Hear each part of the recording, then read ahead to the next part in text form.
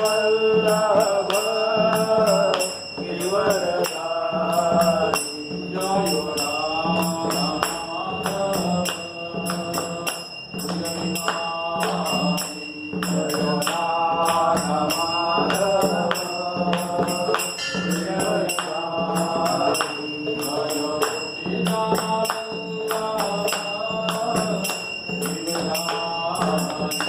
जय जनवल्लभ गिरिवरधारी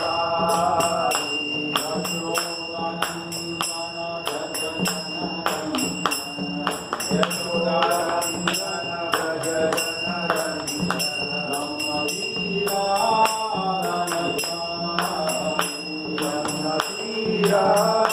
वनचारी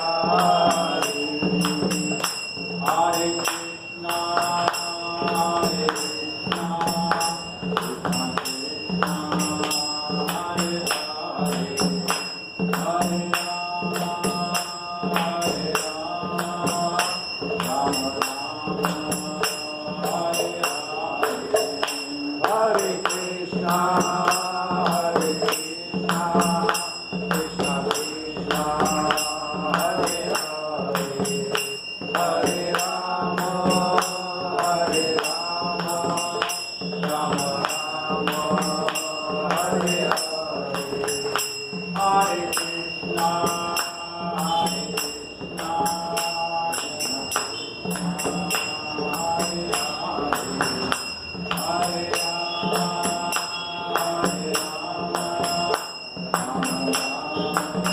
राम राम राम हरे हरे हरे कृष्णा हरे कृष्णा कृष्णा कृष्णा हरे हरे हरे राम हरे राम राम राम हरे हरे हरे कृष्णा हरे कृष्णा कृष्णा कृष्णा हरे हरे हरे राम हरे राम राम राम हरे हरे हरे कृष्णा हरे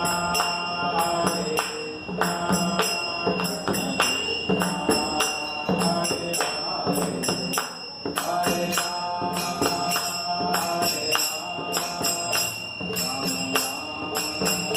हरे हरे कृष्णा हरे कृष्णा कृष्णा कृष्णा हरे हरे हरे राम हरे राम राम राम हरे हरे हरे कृष्णा हरे कृष्णा कृष्णा कृष्णा हरे हरे हरे राम हरे राम राम राम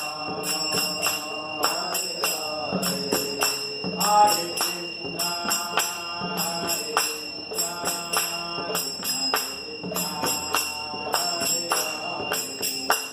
हरे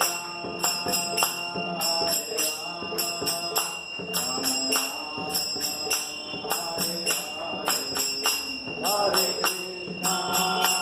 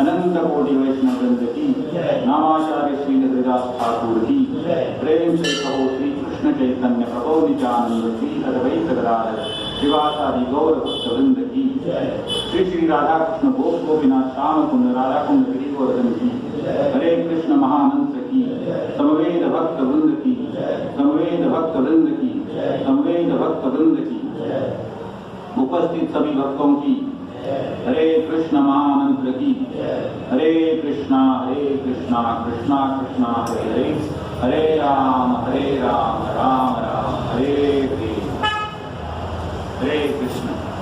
संत की तरफ से आप सभी का हृदयपूर्वक स्वागत है। हरे ओम नमो भगवते वासुदेवाय।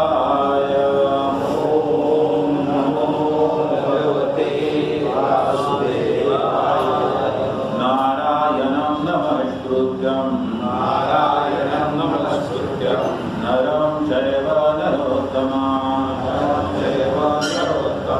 देवीं सरस्वती व्यासं ततो जायमुदीरये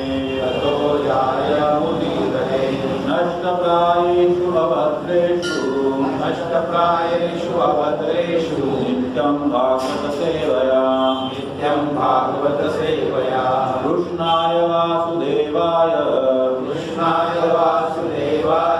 देवकीनन्दनाय च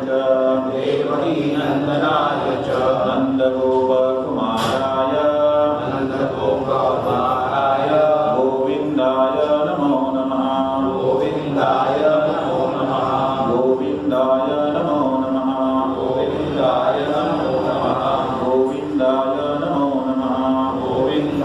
नमो नमः हरे कृष्ण।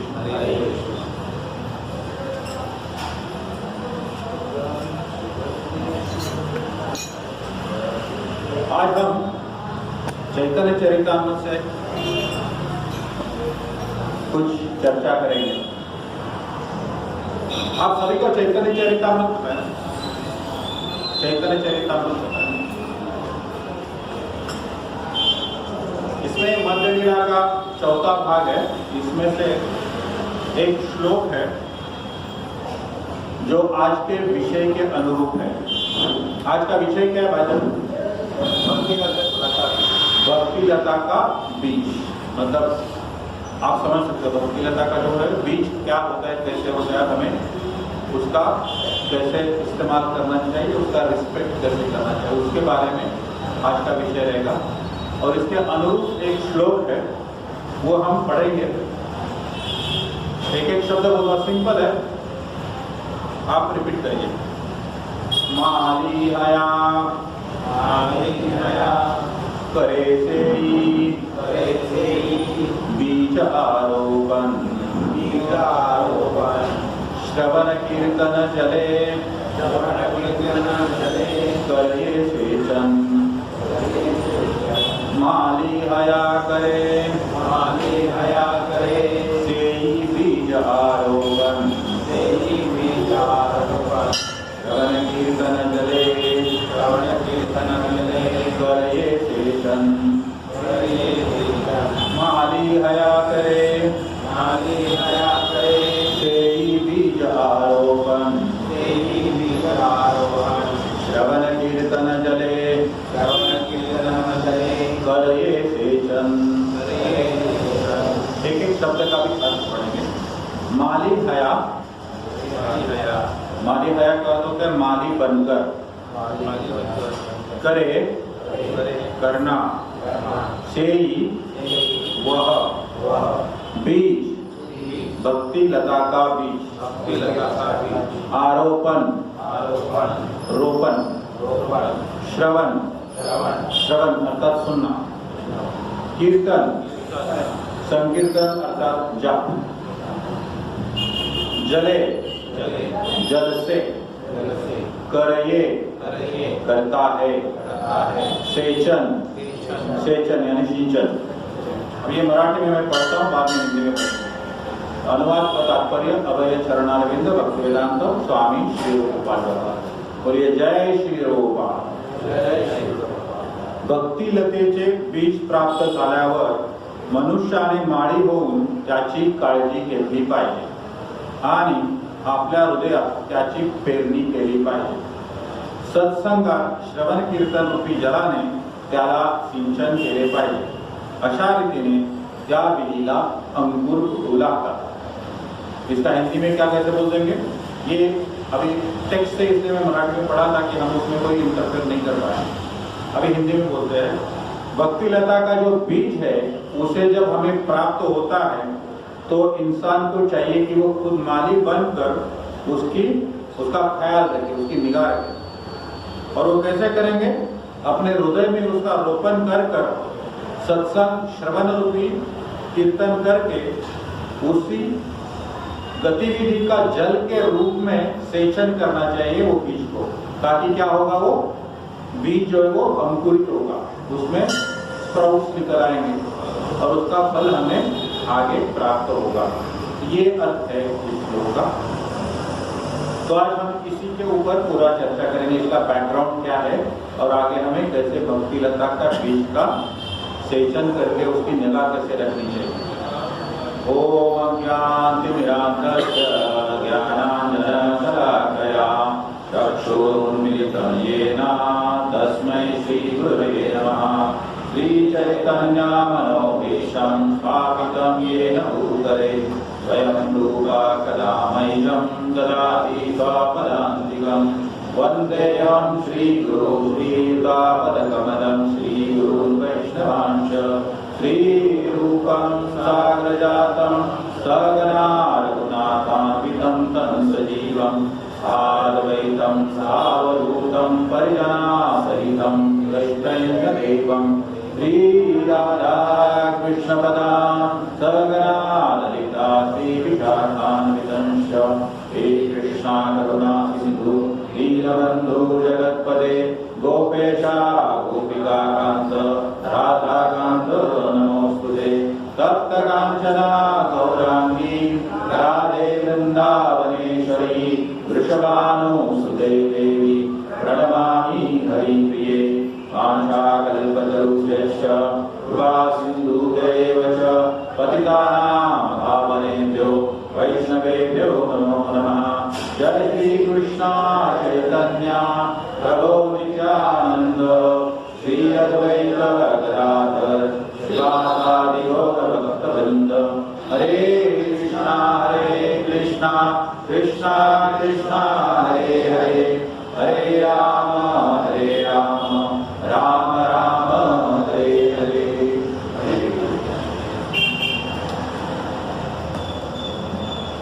पुनः आप सभी का बहुत बहुत धन्यवाद अपना कीमती समय निकालकर यहाँ पर हनुमान मंदिर में उपस्थित हुए कृष्ण कथा सुनने के लिए।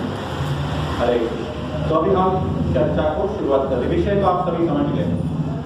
तो ये चर्चा चैतन्य चरितामृत में ये मध्य लीला का जो भी चौथा अध्याय है उसमें पूरी तरह से वर्णित है।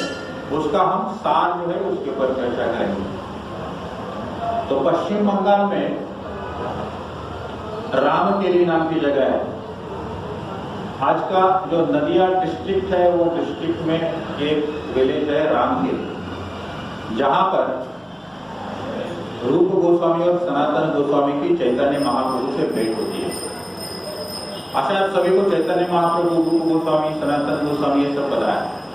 पंचतत्व जो है हमारे इस्कॉन के कोई भी आप मंदिर में जाएंगे तो वहां पर जो विग्रह है ये जो है प्रभुपाद के बाजू में जो है वो है पंचतत्व, श्री रूप सनातन श्रीजीव गोपाल सदा।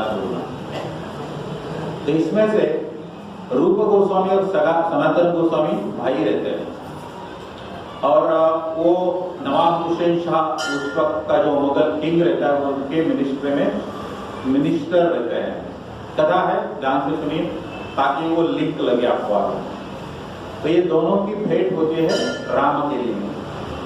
और चैतन्य महाप्रभु का जो भी मिशन है to spread the lord Krishna's name, इससे वो काफी प्रभावित होते हैं और भेंट करने के पश्चात वो अपने अपने घर जाते हैं। तो उनको लगता है कि हमें अपना जो जीवन है पूरा कृष्ण भक्ति में समर्पित करना चाहिए, लेकिन उसके लिए जो ताकत लगती है वो ताकत कौन, वो भगवान ही देते हैं।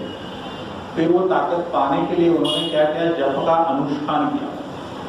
वो जप का अनुष्ठान जब समाप्त हुआ उससे रूप गोस्वामी जो है वो काफी प्रभावित हो गए। फिर being a minister in the Nawab Hussain Shah kingdom, उनके पास दौलत काफी थी, बहुत दौलत, अपार 3 शिप भर के गोल्ड कॉइन्स थे उनके पास, 3 शिप भर के। फिर रूप गोस्वामी ने क्या किया, वो सब इकट्ठा किया उनकी जो भी जायदाद थी और वो नाव भर के अपने रेजिग्नेशन करने के बाद अपने घर चले गए। वहां पर वो लेके गए और वो जो जितना भी प्रॉपर्टी था, जो संपत्ति जायदाद थी, उसके उन्होंने 2 भाग किए। उसमें से एक भाग जो है जनरली हम सभी सुनते हो ब्राह्मण और वैष्णवों ने उन्हें दान कर दिया और 1/4 जो था मतलब 25% उन्होंने अपने रिश्तेदारों को दान कर दिया, क्योंकि रिश्तेदारों के प्रति भी अपना कुछ कर्तव्य होता है। और बचा हुआ 25% उन्होंने अपने फ्यूचर के लिए संभाल के रखा। और उसमें से बीइंग वो पॉलिटिक्स में थे ना, पॉलिटिक्स में कुछ आगे पीछे प्रॉब्लम आते रहते, तो उनको ऐसा अंदेशा भी था कि आगे कुछ उसका जरूरत पड़ सकता है। तो वो सोच के उन्होंने गांव का जो बनिया था उसके पास वो 10,000 जो सुवर्ण मुद्राएं थी वो रख दी, ताकि हमारी फैमिली में किसी को जरूरत पड़े तो उसका इस्तेमाल कर सकते हैं। क्योंकि मैं तो अभी ये सब छोड़ के कहाँ जाऊंगा, चैतन्य महाप्रभु के आश्रय में जाऊंगा। और उस वक्त चैतन्य महाप्रभु जो थे वो ओडिशा में थे। फिर उन्होंने अपने 2 गुप्तचरों को भेजा उनका पता लगाने के लिए। तो गुप्तचरों से उनको पता चला कि चैतन्य महाप्रभु वृंदावन की तरफ निकल पड़े। फिर रूप गोस्वामी ने उनका और एक छोटा भाई था अनुपम मलिक करके, तो रूप गोस्वामी और अनुपम मलिक ये दोनों कहाँ पर चल दिए, वृंदावन के लिए चल पड़े। अभी पीछे कौन रह गए, सनातन गोस्वामी। सनातन गोस्वामी के ऊपर राजा का बहुत विश्वास था और उनको भी थोड़ा राज के प्रति आसक्ति थी। वो मन ही मन सोच लगे जब तक राजा मुझको गुस्सा नहीं करेगा तब तक मैं इससे बाहर नहीं निकल पाऊंगा। तो उन्होंने क्या किया, सिक लीव ले लिया, मतलब मैं छुट्टी पे हूँ, मैं बीमार हूँ, ठीक नहीं करके उन्होंने वहां पर जाना छोड़ दिया और घर पे वो अपने ब्राह्मण वैष्णवों को बुला के भागवत कथा करने लगे। लेकिन राजा तो राजा है, क्योंकि राज का कारोबार उनके बगैर चलना मुश्किल हो रहा था। फिर राजा ने क्या किया, उनको अगर अपना कोई बीमार है मिनिस्टर तो उसका ख्याल रखने के लिए उसने अपना कौन भेजा, डॉक्टर भेजा, वैद्य को भेजा, जरा जाके देखिए सनातन गोस्वामी का क्या हाल है। और सनातन गोस्वामी यहाँ पर आके खबर पहुंचा दी कि ये तो सत्संग कर रहे हैं, बहाना बनाया है बीमारी का। अक्सर ऑफिस में ऐसी बातें होती रहती हैं, यहाँ पर आते सत्संग में जाते तो क्या बोलते घर ऑफिस में बीमार है, एक कॉमन रीजन दिया जाता है हर जगह। तो उधर भी वही हुआ, ये सदियों से चलते आ रहे। तो नवाब शाह को बहुत गुस्सा आ गया। फिर वो अपने परिजनों को लेके इनसे मिलने आ गए और बहुत गुस्सा हो गया, रिक्वेस्ट करने लगा कि राज में तुम्हारे बिना नहीं चलेगा, तो ये मुश्किल हो जाएगा, तो आपको वापस आना पड़ेगा। लेकिन सनातन गोस्वामी बोले मैं तो नहीं आऊँगा, अभी आप संभालो, आपका राज आप जाने, मुझे ये भक्ति करनी है और आपके रहते जितना पाप होता है जो मैं सहन भी नहीं कर सकता और भक्ति नहीं कर पाऊंगा, तो मेरे फ्यूचर के लिए वो ठीक नहीं है। फिर राजा ने गुस्से में उनको बंदी बना दिया, जेल में डाल दिया, वो जेल में बंद हो गया। अभी हम वापस आते हैं कहाँ पर, रूप गोस्वामी। रूप गोस्वामी और अनुपम मलिक जो उनका छोटा भाई था, वो दोनों चैतन्य महाप्रभु को मिलने के लिए कहाँ पर जाएंगे, अभी वृंदावन, क्योंकि उनको खबर लग गई थी कि वो वृंदावन की तरफ निकले। फिर ये वृंदावन चल दिए। तो वृंदावन में गंगा और जमुना का जहाँ पर संगम होता है वो जगह है प्रयागराज। आप सब जानते हैं ना प्रयागराज, जिसका नाम बाद में इलाहाबाद हो गया और वापस अभी योगी राज आया तो फिर प्रयागराज। तो ये प्रयागराज में वहां पर वो चैतन्य महाप्रभु को मिलने के लिए चले गए। तो वहां पर उन्होंने देखा चैतन्य महाप्रभु लाखों भक्तों को संबोधित कर रहे हैं हरिनाम के बारे में। मतलब चैतन्य महाप्रभु का जो प्रचार का जो पावर है तभी से बहुत ही पावरफुल। और सारे भक्तों को वो संबोधित करते हुए बीच बीच में क्या बोल रहे थे, हरि हरि, जोर से हरि हरि हरि। ये जब उन्होंने देखा, रूप गोस्वामी और अनुपम मलिक, इन्होंने देखा कि इतने सारे फॉलोअर्स हैं, मतलब चैतन्य महाप्रभु का करिश्मा जो है वो अद्वितीय है, वो बहुत प्रभावित हो गए। लेकिन इनके सामने मिल नहीं सकते इतने लोगों में। फिर पूरा दिन भर उन्होंने उनका संग किया, फिर शाम को उनके पीछे पीछे चल गए। तभी महाप्रभु जी साउथ इंडियन ब्राह्मण थे वल्लभ भट्टाचार्य करके, उनके घर पर रुके हुए थे। तो ये यहाँ पर वल्लभ भट्टाचार्य के घर पे ये दोनों पीछे पीछे चल दिए और वहाँ पर उनका भोजन वगैरह वो सब वार्तालाप हो गया। और वहाँ पर भी मतलब एक महात्मा जो होते हैं वो ऐसे ही घूमते, तो हरिनाम के बगैर कुछ नहीं होता है। वहाँ पर भी रात को वहाँ के जो विद्वान हैं प्रयागराज के, वो जमा होते थे और कृष्ण के भक्ति के ऊपर ही चर्चा होती थी। और वहां पर बिहार के एक रघुपति उपाध्याय नाम के विद्वान ब्राह्मण वहां पर थे, चैतन्य महाप्रभु के समक्ष उनकी कुछ वार्तालाप चल रही थी। तब उन्होंने देखा वहां से सामने से कौन आ रहा है, रूप गोस्वामी और अनुपम भट्ट। तो आते ही उन्होंने आलिंगन कर दिया और आलिंगन करते हुए उन्होंने क्या बोला, सबसे पहले कि जो भी मेरी भक्त वो चंडाल भी है तो भी चलेगा, लेकिन पूरी तरह कृष्ण में शरणागत होना चाहिए और भक्ति का उसमें भाव होना चाहिए।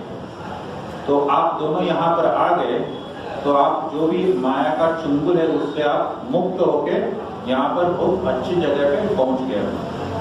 और तभी इन्होंने दंडवत किया रूप गोस्वामी और अनुपम ने।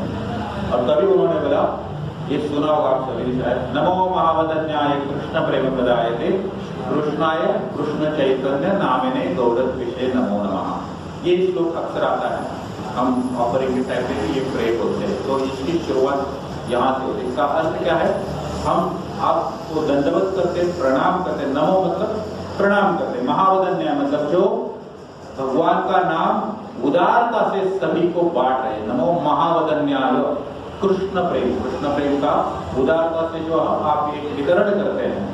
कृष्णाय कृष्ण चैतन्य नामिने गौरव विषय नमः। गौरव विषय मतलब जिनकी कांति राधा रानी की तरह है, गौरव विषय नमो नमः। तो ऐसा दंडवत करते हैं।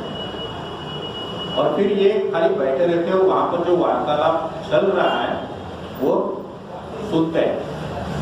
तो चैतन्य महाप्रभु जो रघुपति उपाध्याय करके थे, जो बिहार के ब्राह्मण परिवार से वैष्णव थे, उनको पूछ रहे थे कि भगवान की अगर भक्ति करनी है तो सबसे पहले कौन सा जो नाम है वो आपको पहले नजर में आता है, भक्ति के लिए उत्तम कौन सी अवस्था है। तो रघुपति बोलते हैं उनकी अवस्था है श्याम सुंदर।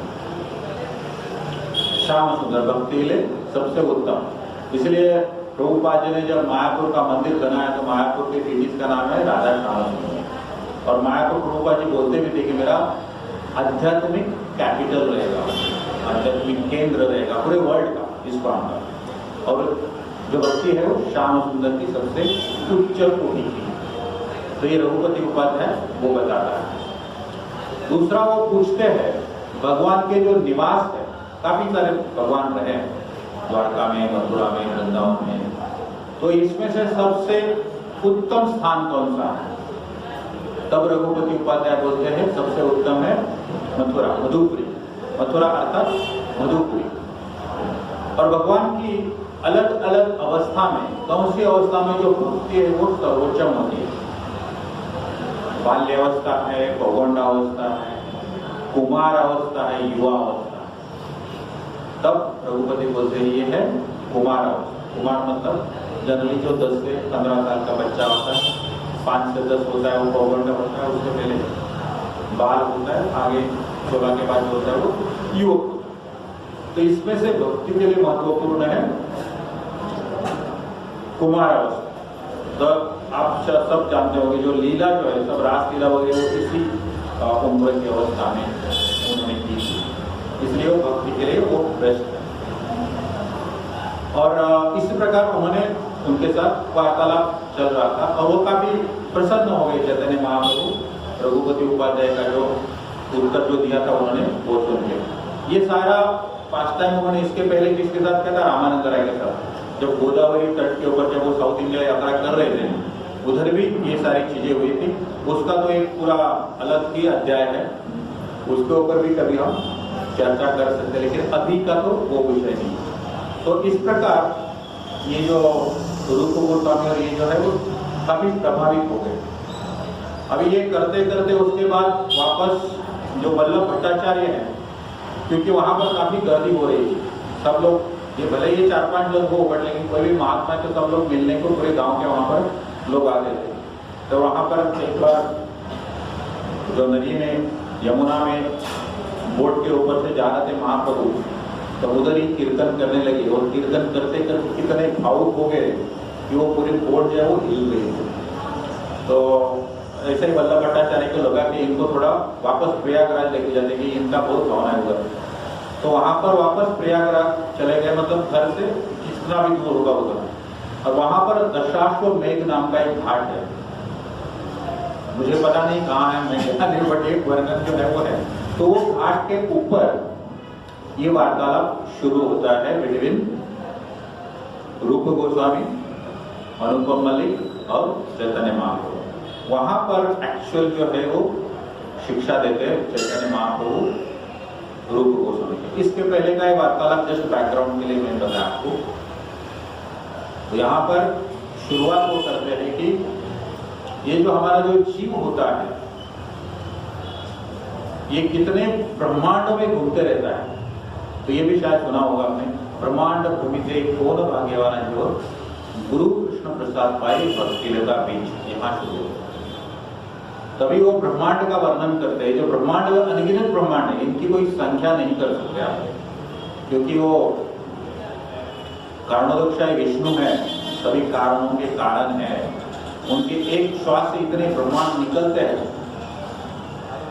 और वो इतने विलुप्त होते हैं। तो ये ब्रह्मांड भ्रमित है। ये सारे ब्रह्मांडों में कितने जीव है, कौन भाग्यवान है। उसमें से कुछ भाग्यवान जो है उसी को ही भक्ति लता का बीज मिलता है। फिर वो ब्रह्मांड का थोड़ा उनको वर्णन देते हैं। ये ब्रह्मांड है, इसमें अनगिनत जीव है। और ये जीव का जो ये होता है साइज, वो कितना होता है?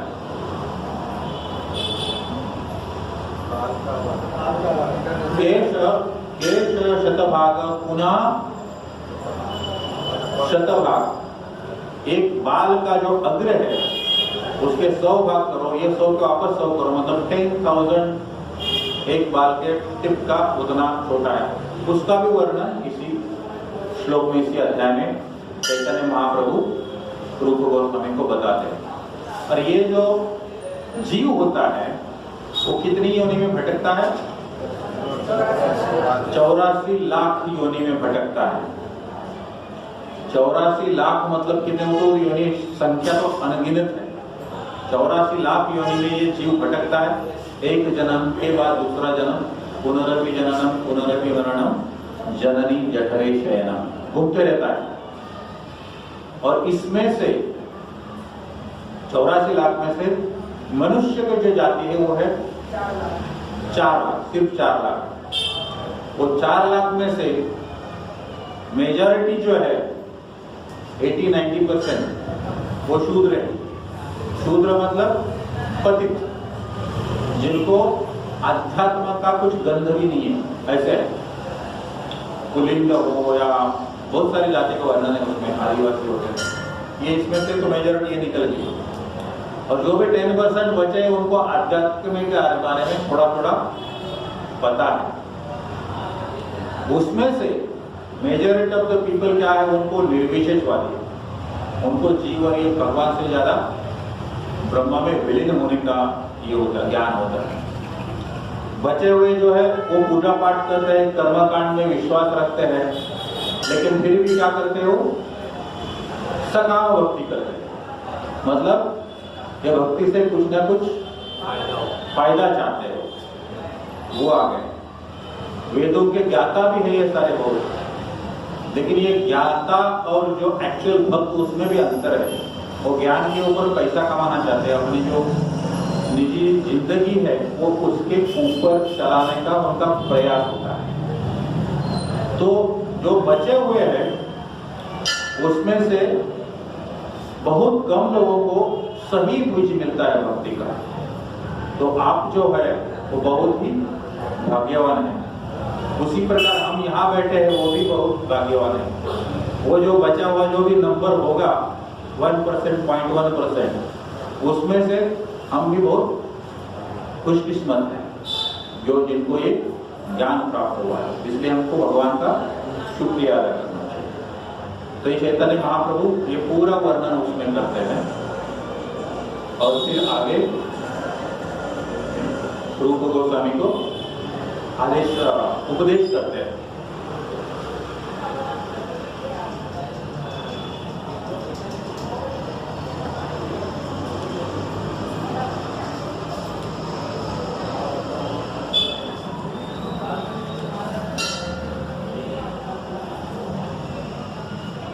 तो हम कहा थे ब्रह्मांड भ्रमिते को न भाग्यवान। इसके आगे का जो श्लोक है इसके लिए मैं थोड़ा सोचा यहाँ पर आ जाते जो हमने पढ़ा।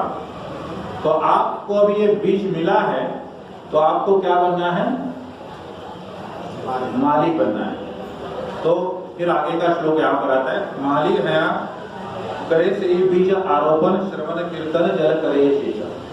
तो हमने ये श्लोक से शुरुआत इसलिए की थी, ये महत्वपूर्ण श्लोक है और हर भक्त को यहाँ से शुरुआत करनी है। लेकिन यहाँ तक हम कैसे पहुंचे इसके लिए ये जानना अभी तक का जो था वो जरूरी था। अभी हम आते हैं आज का मेन विषय जो है वो भक्ति लता का बीज। अभी एक बीज मिल गया, अभी बीज मिला तो बीज का रोपण करके वो जो भी पौधा है उसको बड़ा करने के लिए क्या कुछ लगता है वो हम आज यहाँ पर सीखेंगे। तो आप में से खेती कितना लोग जानते हो, खेती के बारे में जानते हो, खेती के लिए क्या क्या करता है, मतलब खेती करना है तो क्या कुछ चाहिए हमें, उसमें जमीन चाहिए, सबसे पहले तो जमीन चाहिए, मिट्टी चाहिए, फिर उसके बाद पानी चाहिए, बीज चाहिए। तो ये जो असली खेती और किसान होता है उसको ये सारी जानकारी होनी चाहिए कि कौन सा पौधा किस मिट्टी में फलेगा, बालू हो या कोई बंजर जमीन वहां पर वो बढ़ेगा नहीं। तो सबसे पहले क्या होना चाहिए, हमें मिट्टी की परीक्षा करना आना चाहिए, उसके बाद बीज की परीक्षा आना चाहिए। तो बीज की परीक्षा भी बहुत महत्वपूर्ण है और बीज के अनुसार मिट्टी भी होनी चाहिए। सबसे पहले क्या है, मिट्टी। तो मिट्टी को यहाँ पर महाप्रभु अपने हृदय को ये करते हैं, कंपेयर करते हैं। मतलब हम भक्त का जो हृदय है वो मिट्टी के समान है। ये हृदय में जब तक कोई भक्ति का बीज नहीं आएगा वो फलेगा नहीं। लेकिन हृदय भी कैसे होना चाहिए, शुद्ध होना चाहिए, ईमानदार होना चाहिए, बराबर ईमानदार। इसका एक उदाहरण आता है, छोटी सी कथा है, इसमें बहुत छोटी सी कथा है।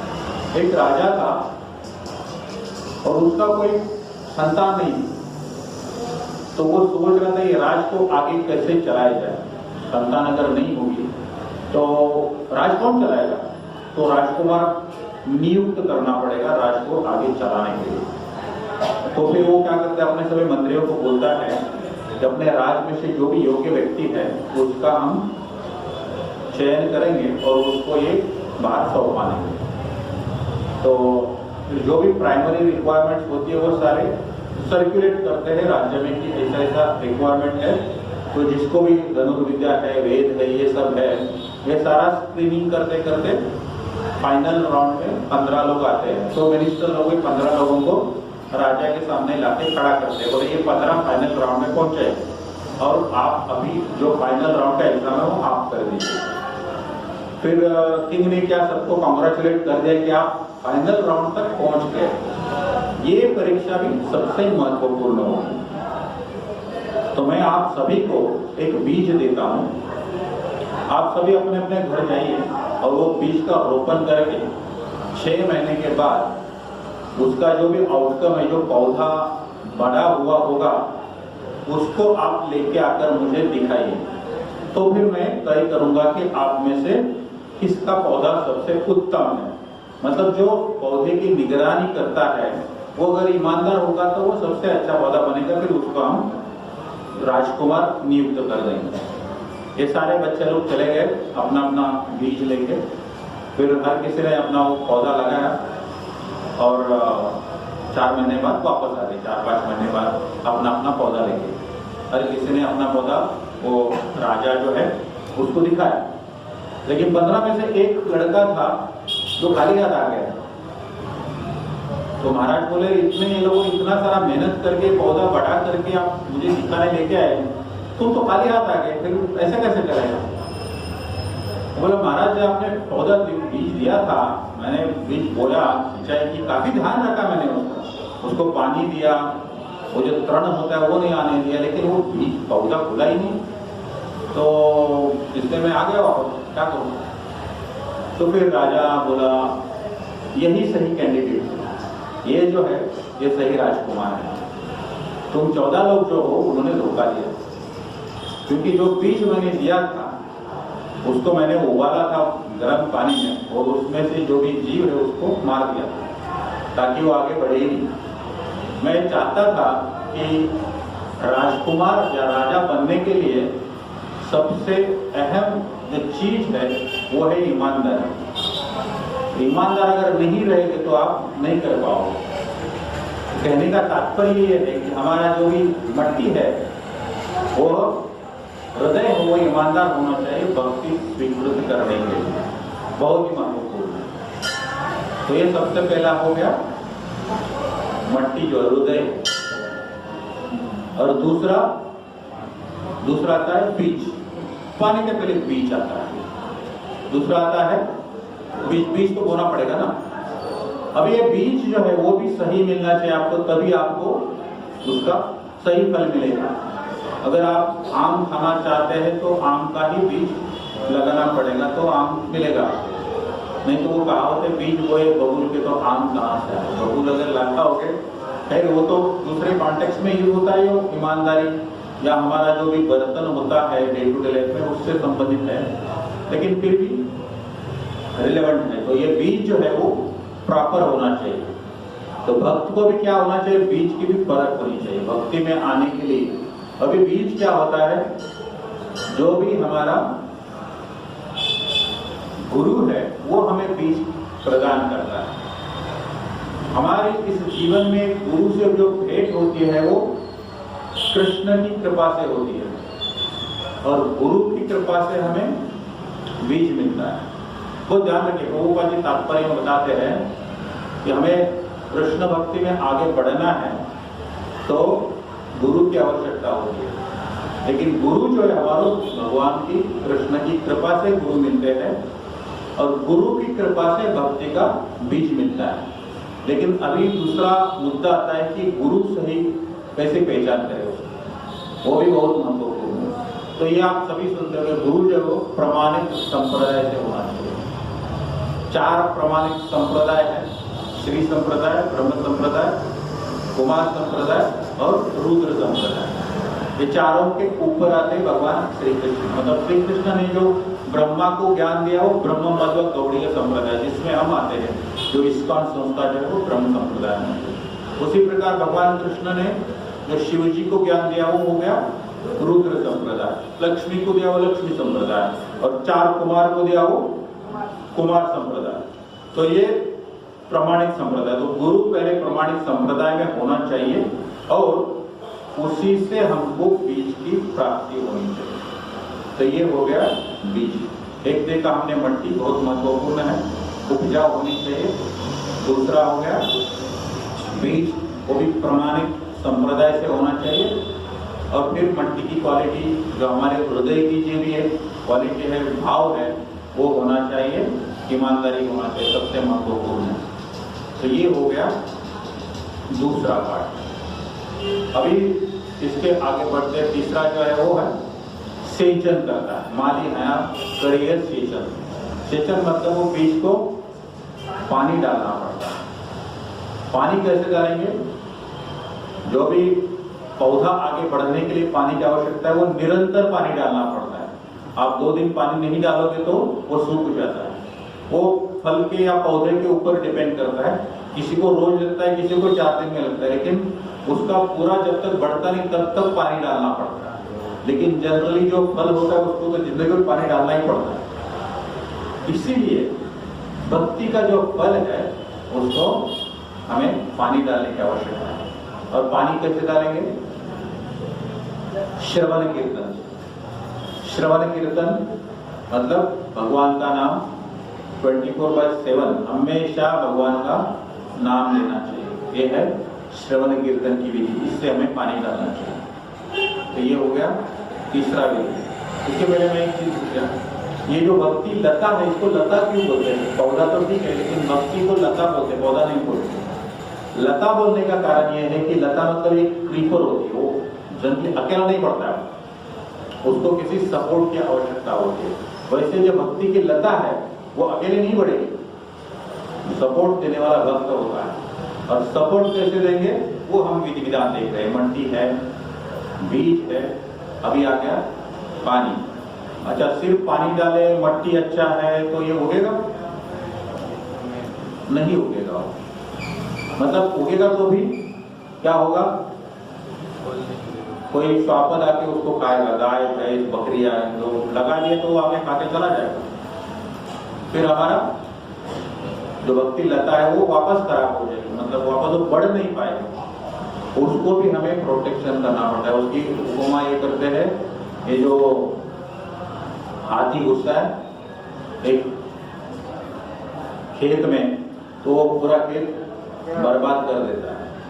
वो हाथी के समान है हमारा जो वैष्णव अपराध है, उसकी तुलना ऐसे की गई। तो वैष्णव के प्रति अपराध नहीं करना चाहिए, अदरवाइज क्या होगा, वो भक्ति लता जो है वो बढ़ेगी नहीं। ये बहुत महत्वपूर्ण है।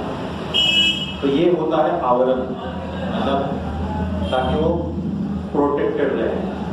अब ये बाहरी आवरण हो गया अपराध। इसका अगला 5वां पॉइंट आता है, बाहर से आपने कवर तो कर लिया, उसको फेंस डाल दिया अच्छे से, लेकिन वो लता के वहां क्या होता है, वो सिर्फ अकेला बीज नहीं आता है, उसके आजू बाजू में उपशाखा आती है, तन आता है, तृण जिसको बोलते हैं, जो नहीं चाहिए। अदरवाइज वो क्या करेगा, वो बीज को खा लेगा। वो तृण मतलब हमारे अंदर जो है वो षड ऋतु होते हैं, हमारे हृदय के अंदर जो काम वासना होती है, दुनिया भर के दूसरे छल कपट करते हैं, झूठ बोलते हैं, तो ये सारा जो इसके ऊपर भी हमें नियंत्रण करना होता है। इसके लिए हमें क्या करना चाहिए, कौन से 4 नियमों का पालन करना होगा? कौन से 4 नियम याद है? मांसाहार नहीं करना पहला, दूसरा गैम्बलिंग नहीं करना, नशा नहीं करना, जुआ और गैम्बलिंग एक ही होता है, और कौन सा सबसे महत्वपूर्ण है, अवध स्त्री या पुरुष का संग नहीं करना। ये 4 नियम जो है वो भी बहुत महत्वपूर्ण है। ये 4 नियम जो इसके हम क्या बोलते हैं, उसकी तुलना कर सकते हैं हम, जो है वो अनवांटेड जो टर्म रहता है उसके बाजू में वो है। तो ये इस प्रकार ये जो भक्ति की लता है इसका हमें ये पालन करना चाहिए, ताकि ये लता जो है बाद में धीरे धीरे बढ़ती जाएगी अगर हम पूरा ख्याल रखेंगे। तो वो ब्रह्मांड को भेद के, ब्रह्मांड और वैकुंठ के बीच में एक नदी होती है, क्या नाम उसका? विरजा नदी। वो नदी को क्रॉस करके वैकुंठ में जाती है, और वैकुंठ को भी क्रॉस करके वो जाते हैं गोरखधाम में, भगवान कृष्ण के चरणों में वो पहुंचते हैं। हम यहाँ बैठे हैं, लेकिन इसका अगर हम ठीक से संगोपन करेंगे तो ये अपनी जो लता है वो वहां तक पहुंचेगी, ताकि हमारा मृत्यु के पश्चात हम वहां पहुंच के उसको जो भी फल मिला है उसका आस्वादन कर सकते। तो ये बहुत ही महत्वपूर्ण है, और ये पूरा विस्तृत वर्णन ये अध्याय में दिया गया है। तो ये है भक्ति लता का महत्व। आशा है आप सभी को समझ में आया होगा। तो मेरा जितना भी कहना था वो भक्ति लता के बारे में वो यहाँ तक है, और बहुत महत्वपूर्ण है। एक बात हमें समझनी है कि हम बहुत ही भाग्यवान हैं कि हमको भक्ति का संग मिला है, और सबसे उससे भी महत्वपूर्ण है एक प्रमाणित संप्रदाय से जुड़े हुए। नहीं तो ब्रह्मांड प्रभृति कौन भाग्यवान है जीव, गुरु कृष्ण प्रसाद पाए भक्ति लता बीज। तो हम बहुत ही भाग्यवान हैं, और चैतन्य महाप्रभु रूप गोस्वामी को ये उपदेश देते हैं। और ये पूरा वार्तालाप प्रयाग में जो दशाश्वमेध घाट है वहां पर 10 दिन तक चला था। 10 दिन का ये पूरा वार्तालाप है, जिसका संक्षिप्त वर्णन उसमें है, और उसमें से थोड़ा सा पार्ट हमने समझने के लिए किया, एक इसके ऊपर एक चर्चा की, ताकि हम समझे कि भक्ति लता बीज क्या होती है, उसका महत्व क्या होता है। तो हमने शुरुआत कहाँ से की? रामगिरी ग्राम से शुरुआत की, जहाँ पर रूप गोस्वामी और सनातन गोस्वामी चैतन्य महाप्रभु से मिलते हैं। तो अगर आपको याद रहेगा तो ये सनातन गोस्वामी का कहानी हमने बीच में छोड़ दिया। क्या हो गया? वो जेल में रह गए। तो एक्चुअली क्या होता है, जब चैतन्य महाप्रभु से इनकी मुलाकात होती है, आदान प्रदान होता है, फिर वो दंडवत करते हैं, तभी चैतन्य महाप्रभु इनको पूछते हैं जीव गोस्वामी को, सनातन प्रभु कैसे है? तब ये बताते हैं कि आप कृपा करेंगे तो उनकी जेल से छुट्टी होगी। तब चैतन्य महाप्रभु बोलते वो छूट चुके हैं और जल्दी पहुंच जाएंगे। तो वो क्या था, वो वहाँ पर एक्चुअली जो 10,000 सुवर्ण मुद्राएं उन्होंने बनिया के पास रखी थी और नवाब शाह ने सनातन प्रभु को जेल में बंद करके वो ओडिशा के ऊपर अटैक करने को चला गया था वहाँ पर और इनको यहाँ पर रखा था। वो भी दूसरी बड़ी कहानी, बट शॉर्ट में बताता हूँ। तो पर सनातन प्रभु ने क्या किया, उनको उनका जो भी जेलर था उसको पटा लिया और ये रूप गोस्वामी ने उनको खत लिखा था जाने के पहले कि तुमको जरूरत पड़ सकती है, तो मैंने 10,000 रुपया वो बनिया के पास रखा है, आप यूज कर लोगे जरूरत पड़ेगी। तो वो बराबर उन्होंने 10,000 रुपये उसको देके जेलर को रिश्वत देके जेल से छुट्टी कर दी और फिर वो वृंदावन चले गए। तो ये सनातन गोस्वामी का ये अगला पार्ट था। उसके बाद वो कहाँ पर आ गए, रूप गोस्वामी और अनुपम मलिक वहाँ पर आ जाते हैं प्रयाग में।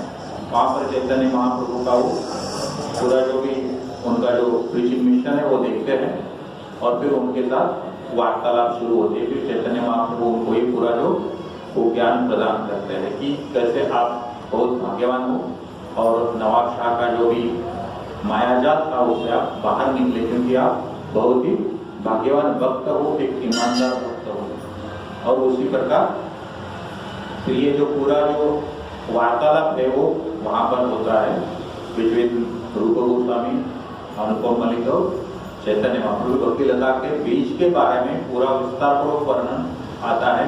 जो भी हमने चर्चा की पूरा का पूरा ये अध्याय में वहाँ पर लिखित रूप में उपलब्ध है, आप कभी भी पढ़ सकते हो ताकि आपको ज़्यादा उसका आस्वादन करने को एक अनुभव होगा।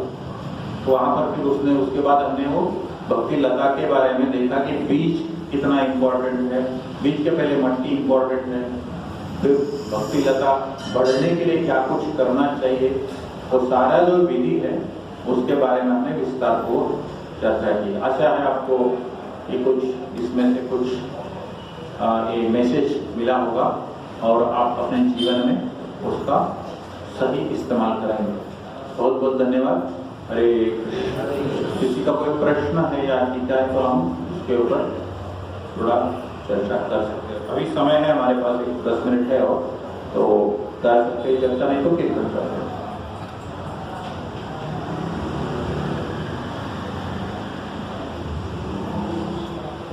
कोई प्रश्न है? हरि बोल। रिवीजन करें। तीनों भाई जो थे वो उनका नाम क्या था? रूप गोस्वामी और सनातन गोस्वामी, अनुपम मलिक। उसके बाद वो कहाँ पर जाते हैं?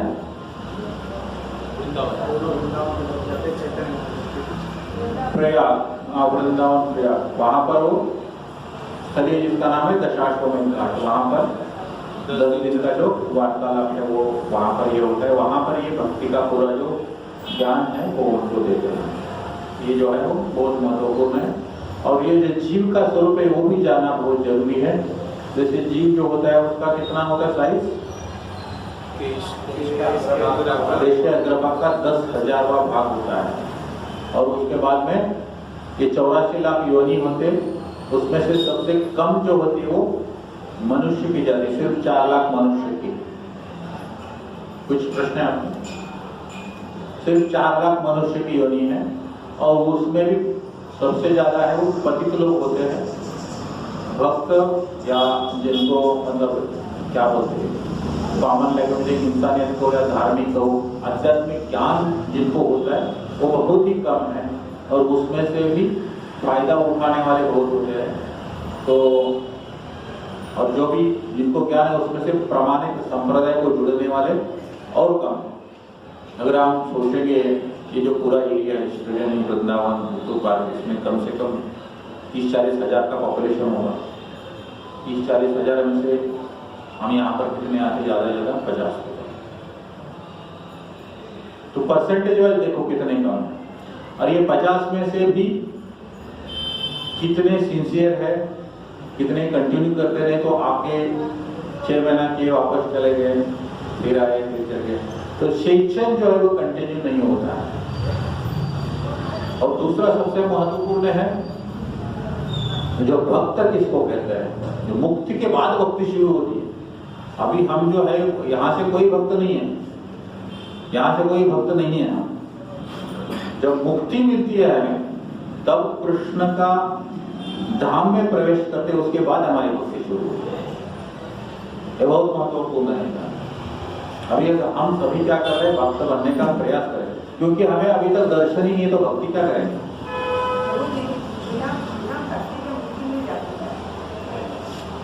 नहीं, देखिए कैसा है, तो देता हूं, किसी लड़का और लड़की का जो प्रेम होता है तभी पक्का विवाह होता है।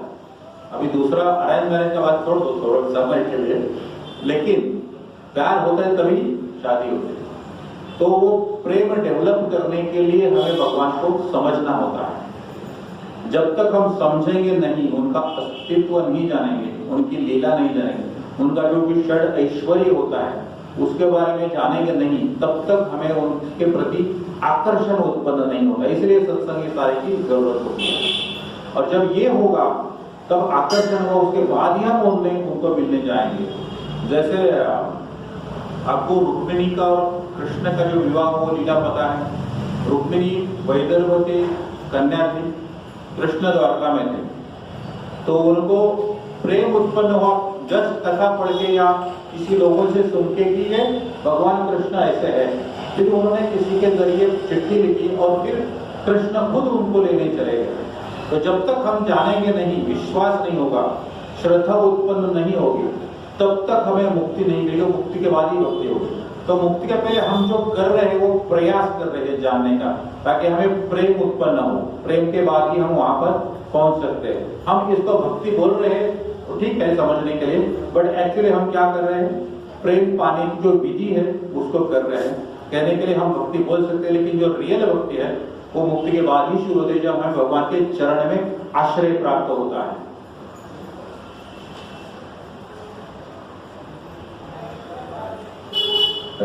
पर रामायण में युद्ध हुआ तभी कृष्ण की वजह से सबको मुक्ति मिल गई, पूरा करके भी। रामायण सॉरी महाभारत, हाँ महाभारत, हाँ। तो सबको मुक्ति मिली, तो अच्छा करने वालों को भी मुक्ति मिली और बुरा करने वालों को भी मुक्ति मिली। तो अच्छा करने का फायदा और बुरा करने का नुकसान क्या है? नहीं देखो, उनको नहीं, उस मुक्ति में भी बहुत फर्क है। 6 प्रकार की मुक्ति होती है, 6 प्रकार की मुक्ति होती है। मतलब आपको स्वर्गलोक है, वैकुंठ लोक है और गोलोक। स्वर्गलोक में जो है आप जितना अच्छा कर्म करते हो, सबको मुक्ति नहीं मिली वहां पर। जितना अच्छा कर्म करते हैं उतना आपको उच्च स्तर का जो है स्वर्ग प्राप्त हो। 14 लोक है ना, उसमें से जो भी जिस भाव से भक्ति करते हैं वैसे मिलते हैं। भगवान कृष्ण ने सबके ऊपर कृपा की वहां पर, लेकिन सबको कुछ गोलोक धाम प्राप्त नहीं हुआ। वो तो उनको खाली मुक्ति होगी फॉर दैट। तो जितना आपका पुण्य है उतना आपको वहां पर स्वर्ग में रह सकते हो, स्वर्ग वैकुंठ ब्रह्मलोक। लेकिन जब वो खत्म होता है वापस यहाँ पर आना पड़ता। इसलिए आपको क्या होता है, वो प्रेम जरूरी है। वापस में शादी के उदाहरण पे आता हूँ। मतलब शादी होना ये मेन पर्पज नहीं होना चाहिए शादी का। शादी का पर्पज होना चाहिए पति पत्नी में प्रेम होना चाहिए। शादी तो हो जाएगी कैसे, उसके बाद वो बहुत जरूरी है। उसी प्रकार हमको मुक्ति तो मिल जाएगी, लेकिन आगे अगर वहां पर नहीं टिक पाएंगे तो कोई फायदा नहीं, वापस आएंगे। ये बहुत जरूरी है। इसलिए हमको क्या होता है, वो समझना पड़ता है। तभी हमारा क्या होता है, आकर्षण उत्पन्न होता है, प्रेम उत्पन्न होता है। इसलिए हम सभी क्या करते हैं, कृष्ण का प्रेम पाने का प्रयास करते हैं। और प्रेम जब तक नहीं होगा, जब तक हमें उनके बारे में पता नहीं चलेगा।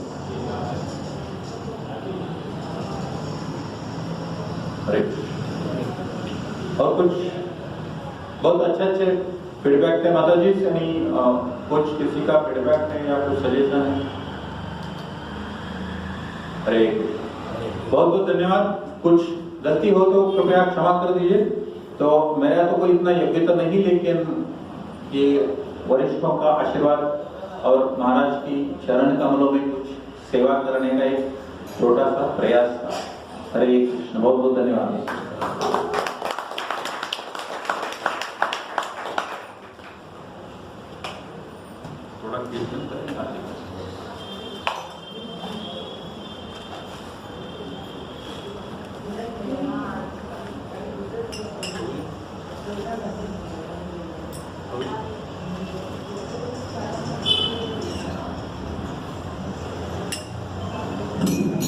दस मिनट करते हैं। हरे Krishna Krishna Krishna Hare Hare Hare Ram Ram Ram Hare Hare Hare Krishna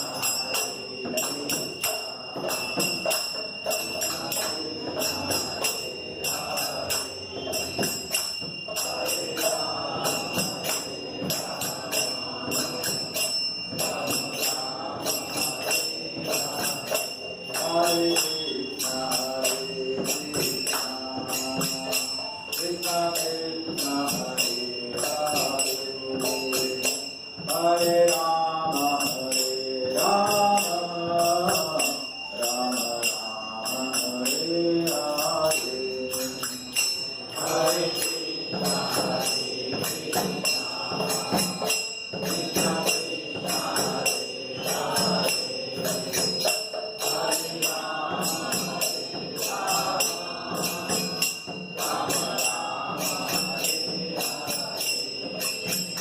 Hare Krishna,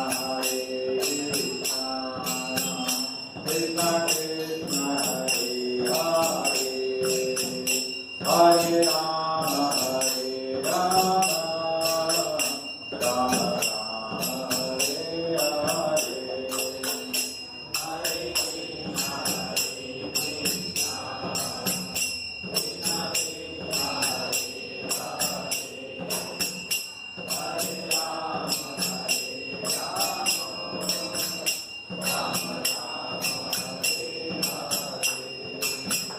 Hare Krishna, Krishna Krishna, Hare Rama,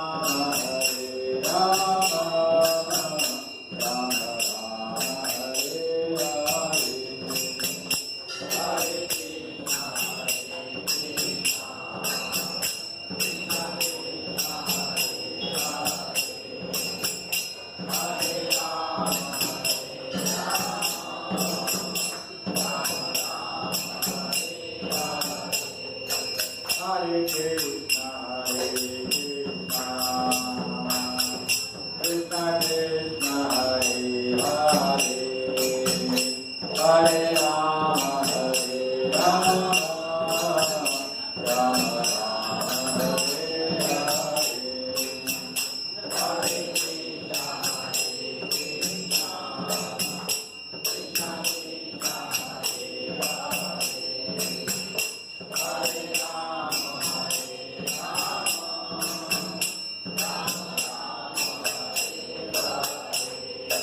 Hare Krishna, Hare Krishna, Krishna Krishna,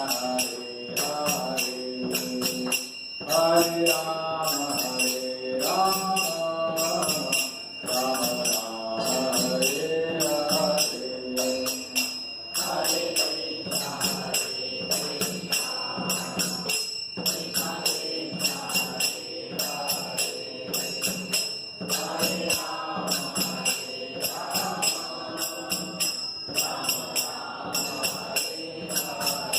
Hare Krishna,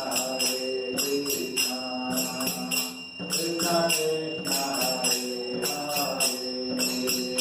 Hare Rama, Rama Rama, Hare Hare. Hare Krishna, Krishna Krishna, Hare Rama, Hare Krishna, Krishna Krishna,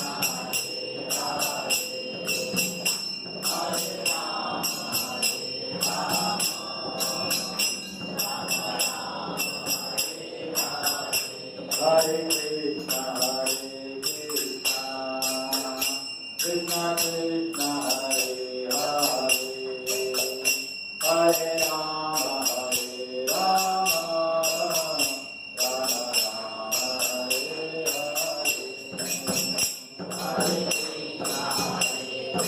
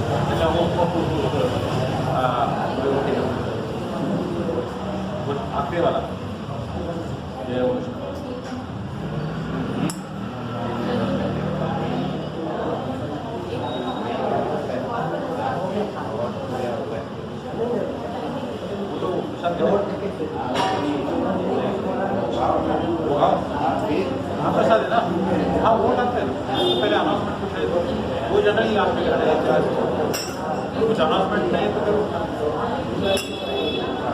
Mukesh को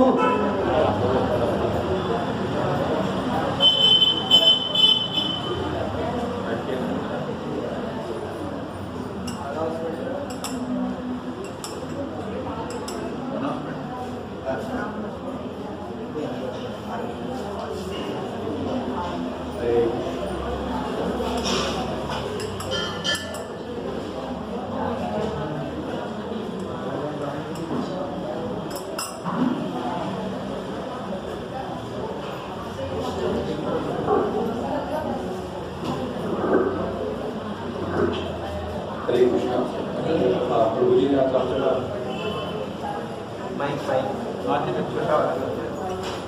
प्रभूजीने आज आपल्याला खूपच सुंदर lecture दिलं भक्तीमध्ये कसं आपल्याला progress करायची किंवा कृष्णा कुठल्या अवस्थेमध्ये किंवा मंदिरमध्ये जाऊन वगैरे आपल्याला कशी सेवा करायला हवी त्याच्यावरती आपल्याला आज खूपच चांगलं लेक्चर दिलं तर त्या प्रभूजीसाठी आपण 3 वेळा हरिबोल बोलूया हरी बोल हरी बोल हरी बोल आजचा दिवसाचा मेन आहे मुकेश कोहलींचा आज वाढदिवस आहे त्यांच्यासाठी पण आज 3 वेळा आपण हरी बोल बोलूया हरी बोल हरी बोल हरी बोल आजचा प्रसाद आहे मुकेश प्रभूंकडून शिरा प्रसाद श्रीनिवास प्रभूंकडून केळा प्रसाद नीता माताजींकडून चना प्रसाद आणि कृतिका माताजींकडून पायसम या सगळ्या भक्तांसाठी आपण हरी बोल म्हणूया सांगा हरी बोल हरी बोल हरी बोल महाप्रसाद महाप्रसाद